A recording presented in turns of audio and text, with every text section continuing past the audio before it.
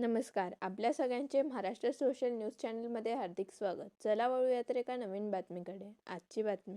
कुसुंबा गावातील गावगुंड किरण एकनाथ शिंदे व कुणाल किरण शिंदे व त्यांचे इतर साथीदार बेकायदेशीर मोर्चा काढून दहशत निर्माण करणे तसेच सार्वजनिक CCTV कॅमेऱ्यांची तोडफोड करून सार्वजनिक मालमत्तेचे नुकसान केल्याबाबत चौकशी करून संबंधितांवर कठोर कायदेशीर कारवाई करण्यात यावी या संदर्भात माजी कृषी सभापती संग्राम पाटील यांनी आज पत्रकार परिषद घेऊन मागणी केली. अशा पद्धतीने आजही गुंडगिरी पद्धतीने वावरत आहे आणि हे करत आहे. सांगायचं तात्पर्य असं आहे, या सर्व प्रकारामध्ये, या सर्व याच्यामध्ये आणि हा कोणत्या गावाचा जो प्रसंग घडला हा तुमच्या याच्या वागण्यामुळे उभा राहतो. तुमच्याकडनं झालेलं आहे. आमच्या दाराला शांतिगिरी जनार्दन स्वामीचे ते धार्मिक आध्यात्मिक माणूस आहे आणि म्हणून त्यांनी जे मोर्चे काढले आणि गावात त्यांनी कुसुंबा गावात कळकळीत बंदचं आवाहन केलं. लोक बंद करत नव्हते. फोन करून त्यांना बंद करण्याची विनंती केली. धमक्या देऊन बंद करायला भाग पाडलं आणि त्या पद्धतीने काही लोकांनी 1-25% कुसुंबा गाव बंद ठेवलं. काही अंश काही कोणाला बंद राहिलं आणि जेव्हा त्यांनी तो मोर्चा तिथं बोलवला आणि त्या कुसुंबा बस स्थानकावर आला, बघा पोलीस तिथं त्या ठिकाणी होते. पोलीस उपस्थित होते. त्या ठिकाणी त्या नाना नामकान शिंदेचा पुतळा जाळत होते. त्यांच्याकडे ज्वलनशील पदार्थ होतं. त्यांनी आंदोलनाच्या संदर्भात आंदोलन आणि मोर्चाच्या संदर्भात कुठल्याही पोलिसांची परवानगी घेतली नाही. कुठले ज्वलनशील पदार्थ वापरण्याची परमिशन घेतली नाही. 1 वर्ष झालेला होता आणि तरी देखील मी जे बांधकाम केलेलं घर होतं ते मी विकून टाकलं. मी ठेवलेलं नाही. जे विकलं गेलं ते विकले गेलं. आजही मी आजपर्यंत घेऊ शकलेलो नाही. यांच्यासारखी मी संपत्ती गोळा केलेली नाही. आणि हे म्हणतात त्यांच्या तोंडामध्ये त्यांच्या पत्नीने जाहीर उल्लेख केलेला आहे.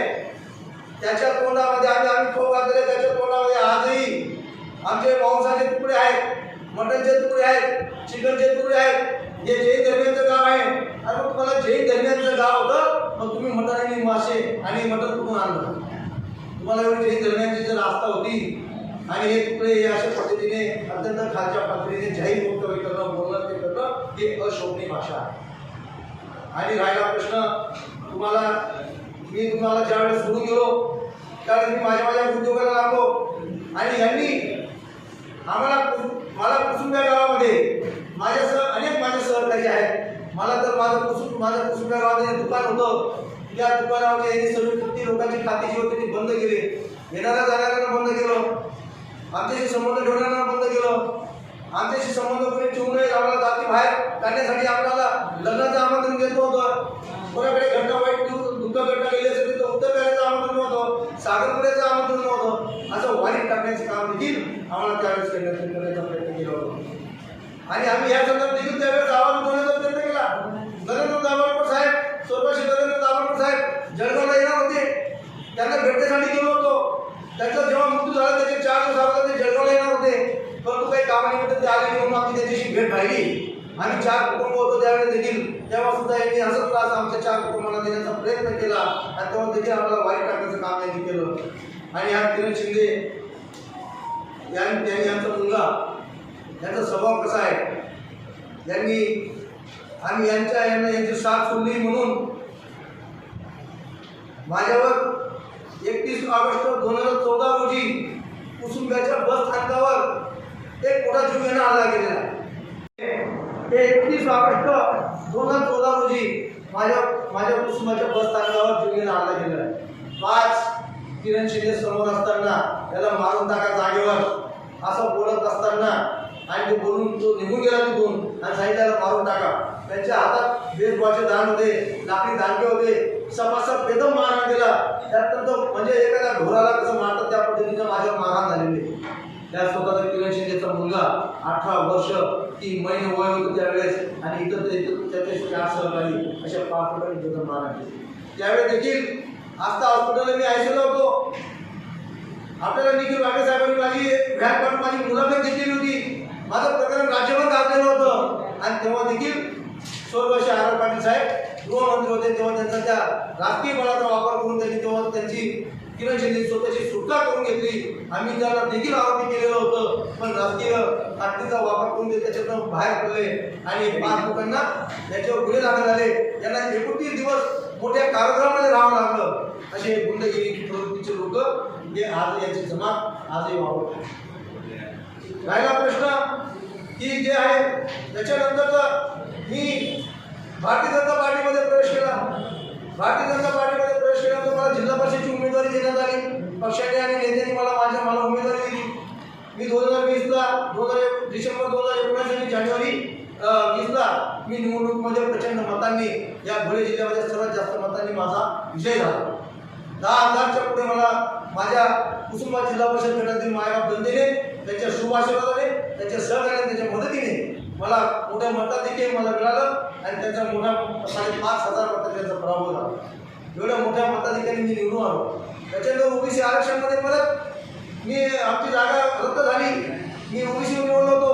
ओबीसी सुप्रीम कोर्टाने रद्द केलं आणि त्याच्यानंतर ओपनच्या जागेवरची निवडणूक लागली आणि ओपन जागेवर माझ्या विरोधात देखील किरण शिंदे यांची पत्नी उभ्या केली त्यांनी राष्ट्रवादी काँग्रेसकडनं आणि त्यांना देखील 2224 मतांनी त्यांचा तेव्हा देखील धुळे जिल्हा परिषद गटातील मायबाप जनतेच्या शुभ आशीर्वादाने त्यांच्या मतदानाने त्यांचा देखील तेव्हा पराभव झाला आणि हा असे हे पराभव बसू शकत नाही आणि म्हणून सैनिक बैल झाले. मी राजकारणात प्रवेश करण्याच्या वेळेस एक ठरवून घेतलेलं होतं.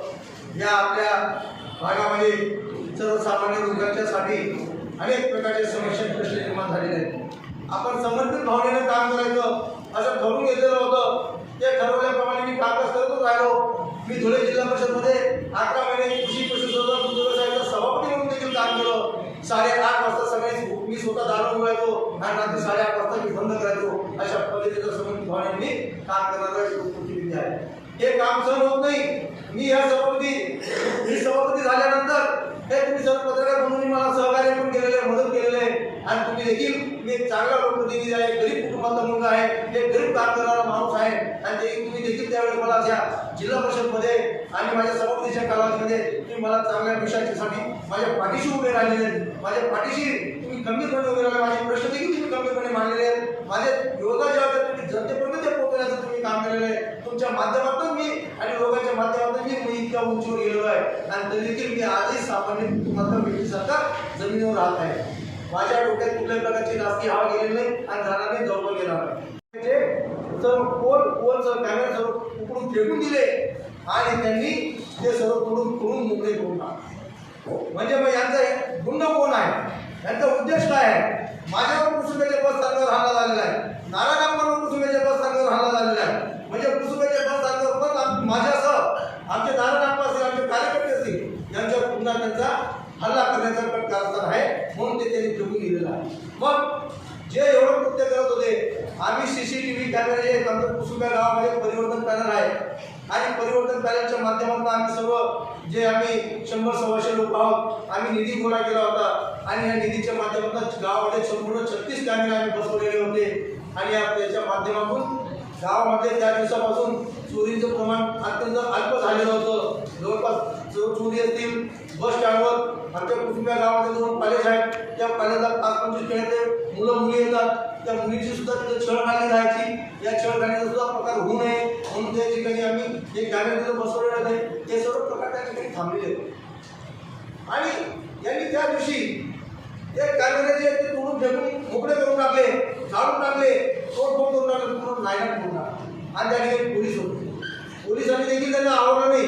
पोलिसांनी देखील त्यांना थांबवलं नाही आणि वास्तविक आहे त्यांनी सार्वजनिक मालमत्तेचं नुकसान केल्याप्रकरणी हा गुन्हा वास्तविक पोलिसांनी त्यांच्यावर दाखल करणे गरजेचे आहे आणि त्यांचा बंदोबस्त करणे गरजेचे आहे. आणि येणाऱ्या काळामध्ये त्याचा हेतू बघा, त्याचा हेतू किती वाईट आहे, किती खालच्या पातळीचा आहे. बस स्थानकावरचा म्हणजे जे आहे हे यांना मोकळं सोडायचं नाही, याच्यावर हल्ले करायचा, यांचा खून करायचा, यांचा मुद्दा काढायचा आणि जे पाळला करून मुलं मुली येतात मुलीच्या संदर्भात हे कसं काय होईल हा प्रकार ते त्यांच्याकडे समोर आहे म्हणून हा सर्व अनेक प्रकार करायच्या तयारी आहे. आणि म्हणून आम्ही त्या संदर्भात काल आम्ही SP साहेबांना भेटलो, धुळे तालुका पोलीस स्टेशनला PI साहेबांना भेटलो. त्याच्यात सविस्तर आपण मांडणी केलेली आहे. त्याच्यामध्ये काय काय प्रकार झालेले आहेत, कसे प्रकार झालेले आणि हा कसा होता. आता किरण शिंदे म्हणतो याच्याकडे हा थोड्या पाण्यात पडतो, हा याच्याकडे पैसा कुठून येतो, हा याच्याकडे हा लोकांकडे दलाली घेतो, अरे बाबा या कोळ्या पाण्याचे उद्योग कोणाचे आहेत, कोळ्या पाण्याचे धंदे कोणाचे आहेत, कोळ्या पाण्याचे ब्लॅकमेल करण्याचे प्रकार कोणाचे आहेत, हे सर्व लोकांना माहिती आहे. तुम्ही इंजिनिअरिंग कॉलेजचे पेपर फोडत होते तेव्हा तुम्हाला नाही वाटलं आपण दरोडे खोर आहोत असं. तुम्ही निवड मंडळाचे पेपर फोडत होते तेव्हा नाही वाटलं आपण दरोडे खोर आहोत असं. तुम्ही याद्या बघून लोकांकडे पैसे गोळा करायचे तेव्हा नाही वाटलं आपण दरोडे खोर आहोत असं. आणि जेव्हा तुमच्याकडे अमाप पद्धतीची संपत्ती जेव्हा बोलत, तुमच्याकडे फक्त 4 एकर शेती, तुमच्याकडे 100 एकर शेती आली,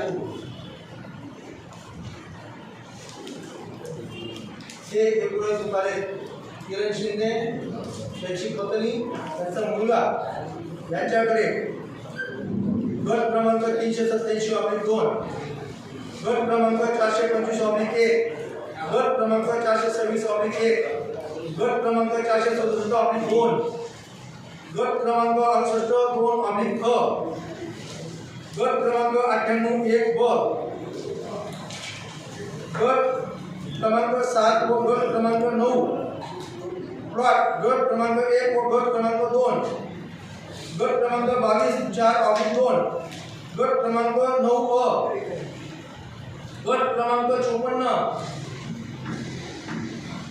गट क्रमांक 55, गट क्रमांक 56, गट क्रमांक 57, गट क्रमांक 58, गट क्रमांक 64, गट क्रमांक 112/1, गट क्रमांक 112/2, गट क्रमांक 112/12, गट क्रमांक 484 आणि गट क्रमांक 110/62. हे 19 प्रकारचे उतारे हे फक्त कुसुंबा आणि प्रॉपर्टीच्या दरम्यानमध्ये चालणारे लागू. आणि मग याच्यानंतर तुमच्या अजून नाशिकमध्ये काय प्रॉपर्टी आहे, पुण्यामध्ये काय प्रॉपर्टी आहे, मुंबईमध्ये काय प्रॉपर्टी आहे, औरंगाबादमध्ये काय प्रॉपर्टी, महाराष्ट्रामध्ये इतर विविध ठिकाणी कुठल्या प्रॉपर्टी आहेत ज्यामध्ये माझ्याकडे अजून आलेलं नाही. मग तुम्ही जर बरोबर संत शिरोमणी महाराज बनण्याचा जो प्रयत्न करताय आणि तो दाखवण्याचा प्रयत्न करताय आणि जे हे होत आहे, मग ही मालमत्ता तुमच्याकडे आहे कोण? तुम्ही माझ्या नावात उत्तर दाखवा. मी जाहीर आव्हान करतो. तुम्ही म्हणतात तुम्ही आव्हान केलेलं आहे. जर तुमच्यापेक्षा जर माझी मालमत्ता जास्त असेल तर मी तुमच्या नावाने करून देतो, तुमची मालमत्ता माझ्या नावाने करून द्या. मग मी सामान्य माणूस आहे ना, तुम्ही सामान्य आहात ना, तर तुम्ही मी आहे ना, मी भ्रष्टाचार करून हे करून मी कोल्या पाण्या करून मी मालमत्ता कमवली ना, तर माझ्या मालमत्ता मी तुमच्या नावाने करतो. इलेक्ट्रॉनिक मीडियाचे संपादक महोदय, मी आज माझ्यासोबत भारतीय जनता पार्टीचे पदाधिकारी नारायणप्पा शिंदे, माझे सहकारी पंचायत समिती सदस्य रितेश परदेशी सर, माझे दुसरे सहकारी डॉक्टर लेखराज शिंदे, माझ्यासोबत प्रभाकर उत्तम शिंदे, त्यांचे नाव किरण शिंदे, असे आम्ही सर्व पत्रकार आणि आमचे माझ्यासोबत कार्यकर्ते आलेले आहेत. आपण मी सर्वांचं मनापासून स्वागत करतो. मी आपल्यासमोर एक कुसुंबा गाव आणि कुसुंबा जिल्हा परिषद गटाची जी वास्तवस्थिती आहे ती वास्तवस्थिती मांडण्याच्या संदर्भात आम्ही सर्वजण आपल्यासमोर उपस्थित झालेलो आहोत.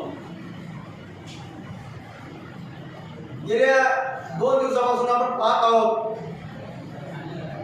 राष्ट्रवादी काँग्रेस पक्षाचे, अजित पवार गटाचे किरण एकनाथ शिंदे, त्यांचा मुलगा कुणाल किरण शिंदे आणि त्यांचे इतर समर्थक यांनी कुसुंबा गावामध्ये जो 2 दिवसापासून जो हायदोस निर्माण केलेला आहे, जो वेगवेगळ्या पद्धतीने त्यांनी कुसुंबा बेकायदेशीररित्या बंद पाडण्याचा प्रयत्न केलेला आहे, गावामध्ये बेकायदेशीररित्या रॅली काढण्याचा प्रयत्न केलेला आहे, नारायणप्पांचा पुतळा जाळण्याचा प्रयत्न केलेला आहे आणि एका पोकळला समोर आणून त्या पोकळला माझ्या संग्राम पाटील नाव देऊन अशा पद्धतीने बेकायदेशीर आमच्या संदर्भातले भूमिका त्यांनी घेतलेल्या आहेत.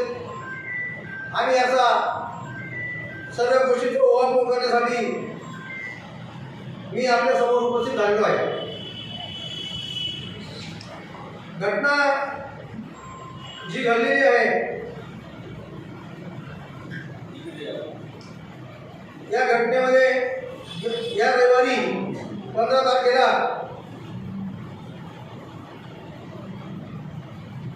बोताली गावामध्ये साखरपुड्याचा कार्यक्रम आयोजित केलेला होता. गावकऱ्यांनी त्याच्या माझे मित्र होते भास्कर पाटील म्हणून त्यांच्या पुतणीचा साखरपुडा होता आणि या साखरपुड्याच्या कार्यक्रमाचं आम्हाला नेमसं आमंत्रण आलेलं होतं आणि म्हणून मी नितेश परदेश सर, नारायण आप्पा आणि सुनील भाऊ शिंदे आम्ही असे चौघजण त्या ठिकाणी गेलो आणि त्या ठिकाणी गेलो असता कार्यक्रम नवोदय स्टेजवर होते, ग्रामस्थ होते, 200-250 ग्रामस्थ त्या ठिकाणी होते आणि त्या ठिकाणी किरण शिंदे आणि त्यांच्यासोबत अजून 3-4 लोक उपस्थित होते. ते स्टेजवर चढलेले होते, नवोदयला भेटलेले होते, भेटून खाली उतरत होते आणि ते उतरत असताना आम्हाला आमच्या ज्यांनी आमंत्रित केलेलं होतं त्यांनी सांगितलं तुम्ही पण वरती या आणि फोटो काढा आणि आम्ही त्या फोटो काढण्याच्या संदर्भात आम्ही स्टेजवर चढलो. मी आणि नितेश परदेशी चढलो आणि ते किरण शिंदे खाली उतरलेले होते आणि नारायणप्पा पण खालून वरती चढत होते आणि नारायणप्पांच्या जवळ ते एक 4 ते 6 इंचच्या दरम्यान अंतरावर असं जवळ असून उभे राहून नारायणप्पांना अत्यंत खालच्या पद्धतीने शिवीगाळ, कमरे खालची भाषा, जे मी आज मला पत्रकार परिषदेमध्ये मी ते शब्द व्यक्त करू इच्छित नाही, ते इच्छित करू इच्छित नाही कारण ते अत्यंत पूर्ण लाजिरवाणे शब्द आहे. असली भाषेत शिवीगाळ करून नारायणप्पांवर गेल्या एक 5-7 महिन्यापूर्वी जो हल्ला झालेला होता कुसुंबा गावात आणि बस स्टँडवर बिलिंगपट्टीमध्ये हल्ला झालेला होता, बस स्टँडवर हल्ला झालेला होता, याचा संदर्भ त्यांना दिला आणि त्यांना सांगितलं शिवीगाळ करत असताना त्यांनी सांगितलं तुला गलिंगपट्टीमध्ये कसं पळवलं, बस स्टँडवर तुला कसं पळवलं आणि आया बहिणींनी शिवीगाळ केली आणि म्हणून नारायणप्पांच्या त्यांच्यामध्ये झटापटी झाली आणि ह्या झटापटीमध्ये नारायणप्पांना त्यांच्या एका म्हणजे नारायणप्पाला पण त्यांनी एक थापट मारली, 1-2 थापट मारले, शर्ट काढला. नारायणप्पांच्या इथं कसं त्यांचं हे लागत ओरवरलं गेलेलं आहे आणि म्हणून आम्ही तातडीने धुळे तालुका पोलीस स्टेशनला गेलो आणि त्यांच्या सर्व त्यांना घडलेला घटनाक्रम आम्ही त्यांना सांगितला. समजून PSI माळी होते त्यांना समजून सांगितला, ठाणे आपल्याला होते त्यांना समजून सांगितला आणि त्यानंतर आमची फिर्याद घेत नव्हते.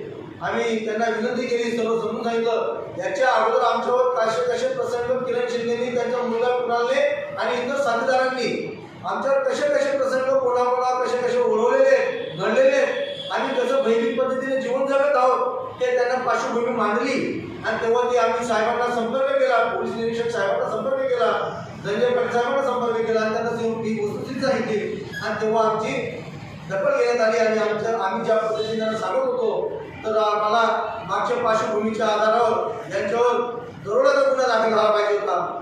आमच्यावर हल्ला करण्याचा जो प्रयत्न झाला तो हल्ल्याच्या संदर्भात ते कलम लावण्यात आले होते पण आमच्याकडनं फक्त त्यांनी साधी एनसी दाखल करून घेतली. तरी त्यांनी आम्हाला धुळे तालुका पोलीस स्टेशनमध्ये आम्ही पोहोचल्यानंतर ते पण तिथं आले. किरण शिंदे त्यांचा मुलगा 50-60 लोकांचा जमाव घेऊन तिथं आले आणि आम्ही तिथं फक्त 4 लोक होतो आणि तो जमाव पाहिला आणि परत आम्हाला भीती निर्माण झाली आणि आमची एनसी दाखल झाली. त्याच्यानंतर आम्ही बाहेर पडलो आणि बाहेर पडल्यानंतर त्याच्यानंतर तो जो जमाव पाहिला आणि ते पोलीस स्टेशनच्या गेटच्या बाहेर पडल्यानंतर ते आमच्या मागे धावत आले आणि त्याच्यासोबत ते गुंड जे होते ते सर्व आमच्या मागे धावत आले. आम्हाला 4-5-5-7 लोकांनी मित्रांनी तिथं मदत केली आणि त्यांच्या माध्यमातून आम्ही त्यांनी आमचा बचाव केला आणि आम्ही आमच्या गाडीमध्ये बसून मोटरसायकलने येऊन आम्ही म्हणजे निघून गेलो. आम्ही तिथून सुरक्षित निघून गेलो. आम्ही आमचा जीव वाचवला त्यांनी. तर आम्ही सर्वसामान्य कुटुंबात जन्मात आलेलो लोक आहोत. आजही सर्वसामान्य कुटुंबातच आहोत आणि मी तर आजही भाड्याच्या घरातच राहतो. मी आज देखील माझं भाड्याचंच घर आहे आणि आमच्याकडनं कुठल्याही प्रकारे या आजपर्यंतच्या इतिहासामध्ये मी आमच्याकडनं आणि माझ्याकडनं आणि माझ्या ग्रुपकडून माझ्या सहकार्याकडून माझ्या मित्रपरिवाराकडून आम्ही कधी गुंडगिरीची भाषा वापरली नाही, कधी गुंडगिरी केली नाही आणि आम्ही त्या दिशेने गेलो. किरण शिंदेनी वेगवेगळ्या पद्धतीने आरोप केले. तिथं त्यांच्या पत्नीने आरोप केले, घाणेरडे आरोप केले. त्यांचे जे आरोप आहेत त्यांनी सांगितलं हा संग्राम पाटील आमच्याकडे चहा वाटपचं काम करायचा, झाडू पुसण्याचं काम करायचा, पाणी वाटण्याचं काम करायचा, कपडे प्रेस करण्याचं काम करायचा. पण तुला इतकं मी किरकोळ वाटप होतो, तुम्हाला एवढा मी किरकोळ व्यक्ती वाटप होतो. मी तुमच्याकडे 1999 पासून तर 2 सप्टेंबर 2009 पर्यंत मी तुमच्याकडे काम जेव्हा केलं, तेव्हा तुम्हाला तुमच्या कामाच्या संदर्भात जेव्हा ते विमलचे खाली जे झोले असायचे त्या झोल्यामध्ये जेव्हा पैसे तुम्ही आणून देत होतो, तेव्हा तुम्हाला पाणी वाटणार नाही, तुम्हाला झाडू पोछावाला वाटणार नाही, तुम्हाला चहावाला वाटणार नाही, तुम्हाला किरकोळ व्यक्तीवर तुम्हाला जेव्हा लाखोच्या रुपयाची बॅगा भरून आणायच्या, तुमच्या नकारावरला संतोषी माता कॉलनीमध्ये तुमचे सासरे 8 डब्ल्यू पाटील राहायचे, तिथं त्यांच्याकडे बॅगा भरून लावायचे. तुमच्या कुटुंबाच्या राहत्याघरीमध्ये वरच्या मजल्यावर तुमच्या घराच्या कुटुंबातल्या व्यक्तीकडे मी बॅग द्यायचो, तुमच्या पत्नीकडे बॅग द्यायचो, त्याच्या डायरी तुमची नोंद व्हायची. तुम्हाला करोडो रुपये तुम्हाला त्यावेळेस आले तेव्हा तुम्हाला पाणी वाटणार नव्हतं, हे झालं नाही. पण एवढा तुम्हाला तिरस्कार माझ्याबद्दलचं जे होतं, आणि त्यांनी सांगितलं त्याला खायला नव्हतं, त्याच्या वडिलांना खायला नव्हतं, ते बाजी मागत फिरायचे, ते बाजी यांना लोक बाजरी द्यायचे आणि यांचं उदरनिर्वाह करायचं. मी त्यांना आपल्या पत्रकार परिषदेच्या माध्यमातून एक सांगू इच्छितो, माझे वडील साखर कारखान्यामध्ये एक स्लीप बॉय म्हणून ज्यांना शेतकऱ्यांचा ऊस घेऊन कारखान्यात पास करायचं अशा पद्धतीची त्यांना नोकरी होती. आणि 1987 पासून कुसुंब्या गावामध्ये संग्राम किराणा भांडार नावाचं दुकान होतं. 1987ला हे व्यक्ती इथं इंजिनिअरिंग कॉलेजचे बोगस ॲडमिशन गुजरातमध्ये आपलं अपार्टमेंटला थांबून लॉजला थांबून तिथं आपला ॲड्रेस द्यायचे आणि तिथं बोगस ॲडमिशनच्या नावाचे तुम्ही पैसे गोळा करायचे. हा त्यावेळेस तुमचा जवळ आमचा कारागोळा धंदा चालत होता. त्यावेळेस माझं कुसुंब्या गावामध्ये माझं संग्राम किराणा भांडार नावाचं 1987 सालीपासून आमचं दुकान सुरू झाले आहे. माझं मागण्याचा विषय केला. आज लॉरीवाला पण असेल त्याच्याकडे देखील ऑनलाईन मोबाईल आहे. प्रत्येकाची परिस्थिती काही थांबून राहत नाही, परंतु माझी परिस्थिती जी आहे ती मी आज पहिले पण बाळाच्या करत होतो, आजही बाळाच्या करत होतो. आणि तुमच्याकडे 2009 पर्यंत मी होतो, तुम्ही मला माझ्या कामाचा मोबदला दिला नाही म्हणून मी तुम्हाला सोडून गेलो. आणि मला माझ्यावर त्यावेळी देखील प्रचंड कर्ज होतं. आणि कर्ज असताना मी तर माझं घर बांधायला 1 वर्ष झाले होता. मी माझ्या मित्र परिवारांच्या नावावर ओबीसी महामंडळाकडनं 6 रुपयाच्या मित्र परिवाराच्या नावावर ओबीसी महामंडळाकडनं कर्ज घेतलेलं होतं. आणि त्या कर्जावर याच्यावर मित्रांनी मला मदत केली, त्याच्यावर मी घर बांधलेलं होतं. 2008 साली माझं घर पूर्ण झालं. आमच्या जन्माच्या अगोदरपासून आमच्या आईवडील भाड्याच्या घरात राहत होते. आणि तेव्हापासून आणि मग मी वडिलांना तेव्हा आई वडिलांना आम्ही समोर कुटुंबाला ते घर बांधलं. 2008 साली पूर्ण घर बांधलं. आणि जेव्हा किरण शिंदेला 2009 मध्ये त्यांना सोडलं, त्यांनी सांगितलं, मी त्यांना सांगितलं मला आता उदरनिर्वाहाला माझ्या संदर्भातले मला काहीतरी मी जितका दिवस काम केलं माझा मोबदला द्या. त्यांनी सांगितलं मी तुम्हाला मोबदला देऊ शकत नाही म्हणून मी त्यांना सोडलं. कार्यकर्ता 1996 मध्ये काम केलेलं आहे. त्यानंतर ते विकृती पद्धतीने वार्तालाप होणार. माझा दुधाचा व्यवसाय होता. माझ्या विरोधी व्यक्तीला किरण शिंदे यांनी मदत केली म्हणून मी त्यांची साथ सोडली आणि माझा दुधाचा व्यवसाय बंद करण्यास भाग पाडले आणि माझ्या मोठे नुकसान केले. किरण शिंदे यांची शेती माझ्या जवळजवळ आहे. किरण शिंदे यांचा मुलगा कृष्णाल शिंदे यांनी माझ्या शेतात घेरा येण्यासाठी शेतातील रस्त्यावर पाणी सोडले, जेणेकरून माझ्या शेतातील पपईचे काढता येणार नाही आणि काढता आले नाही म्हणून माझे लाखो रुपयाचे नुकसान झाले. आमची 160 रुपयाची भवनकी आहे आणि माझे सगळे गावात समाजाचे व्यक्तीची देखील भवनकी आहे. इतर सामाजिक सुखात कुठल्याही प्रकारे गावात साखरपुडा, हळद, लग्न समारंभ, जावळ, वास्तुशांती इत्यादी व्यक्ती कार्यक्रमाचा आनंद देऊ नये म्हणून माझ्याशी कोणी संबंध ठेवू नये, कोणी चर्चा करू नये यासाठी किरण शिंदे अनेक वर्षापासून हे काम करीत आहे आणि हे काम करीत आहे. यामध्ये माझे सत्य काका चौधरी आणि जवळचे संबंध व्यक्ती यांनी संबंध तोडून टाकले आहे. मला गावागावात जाती बाहेर वाईट टाकण्याचे प्रकार किरण शिंदे व त्यांचे साथीदार करीत आहे. मात्र मला कुसुंबा गावातील सर्व जाती धर्माचे परिवर्तन करण्याची साथ मिळाली आणि मदत मिळाली आणि म्हणून मला जोमाने गावात परिसरात मोठ्या प्रमाणात मान सन्मान मिळाला आहे. मी अनेक वर्षापासून भारतीय जनता पार्टीचे कार्यकर्ता म्हणून काम करते. जनतेचे कार्य करण्यासाठी मी सतत भारतीय जनता पार्टीचे मंत्री पदाधिकारी यांच्याकडे जात असतो. या संबंधित फोटो सोशल मीडियावर टाकत असतो. याचा देखील राग किरण शिंदे व त्यांच्या मंडळांना देत असतो. हे सर्वजण माझी निष्ठा जवळ करीत असतात. मी मुंबई येथे कामाच्या निमित्ताने सरकार 2020 विधानभवनात गेलो. त्या ठिकाणी देखील विधानभवनात माझ्याशी जात झाली आणि मला गाडीने स्वीकार केली आणि मला भाग टाकण्याची धमकी देखील दिली. त्यानंतर किरण शिंदे यांच्या सांगण्यावर कुसुंबा गावात दिनांक 2 एप्रिल 2024 यांच्या पत्राने माझ्यावर गली नंबर 3 मध्ये चुकीनं हल्ला केला व त्याचे व्हिडिओ देखील सर्वत्र व्हायरल झाले होते. मग त्यावेळी किरण शिंदे यांना सामाजिक कार्याची भान राहिली नाही का? मी सर्व गावात पायी फिरत असतो. या दरम्यान मला किरण शिंदे व त्याचा मुलगा कुणाल शिंदे आणि त्यांचे मंडळ मला घेऊन काम करीत असतात, चिडवण्याचे काम करीत असतात व शिवीगाळ करीत असतात. अनेक वर्षापासून मी आता सध्या 2 वर्षापासून इतका भयानक छळ करीत आहे. माझा घरासमोर येऊन देखील शिवीगाळ आणि मारण्याची धमकी खून करण्याची धमकी दिलेली आहे. दिनांक 15/3/2026 रोजी जोताने गावात साखरपुडा या निमित्ताने कार्यक्रम होता. त्या ठिकाणी दुपारी 1 वाजता मी पोहोचलो आणि 9 ते 9 स्टेजवर किरण शिंदे आणि तिथे आले व खाली उतरले आणि आम्ही स्टेजवर करत असताना मला किरण शिंदेने मला ऐकू या पद्धतीने आई बहिणीवर अत्यंत घाणेरडी शिवीगाळ केलेली आहे. ही शिवीगाळ मी देखील दाखवत नाही आणि मला जीवेट कार मारण्याची धमकी दिली होती आणि म्हणून आमची या ठिकाणी दोघांची झटापट झाली. यामध्ये कोणाचाही संबंध नाही. मी एक सर्वसामान्य कुटुंबातला व्यक्ती आहे आणि कुठेतरी करणाऱ्या किरण शिंदे व त्यांचा मुलगा व कुणाल शिंदे त्यांचे साथीदार यांच्यापासून माझ्या जीवितास खूप मोठा धोका झालेला आहे. त्यामुळे हे मंडळी माझा खून केल्याशिवाय राहणार नाही आणि माझ्या जीवाची बळी झाल्यास हे सर्व जबाबदार. बातमी आवडल्यास चॅनलला लाईक व सबस्क्राईब करा व दररोज अशा नवनवीन बातम्या पाहण्यासाठी चॅनलला फॉलो करा. धन्यवाद.